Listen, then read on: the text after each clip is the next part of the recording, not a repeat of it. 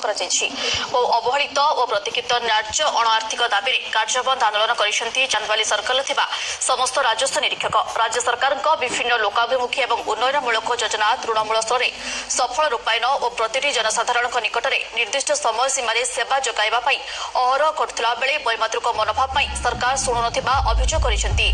जिला स्तरीय अन्य विभाग कर्मचारी क्वाडर पुनर्गठन सरकारी विज्ञप्ति प्रकाश पाइथिला बेले राजस्व निरीक्षक कथा सरकार विभिन्न आलोचना और विचार सुधा 1983 मसीह ओडीआरएस क्याडर पुनर्गठन पारला नहीं। यह राजस्व निरीक्षकों मध्य असंतोष देखा सरकार जेपर्यंत आमर अभियोग न मानिछंती सेपर्यंत तहसिल समस्त कार्यरत आरएस आरआई और एआरआई समूह कार्यबंद आंदोलन शांतिपूर्ण भाव में तहसिल कार्यालय सम्मुखें धारणा बसवाक चेतावनी देछंती।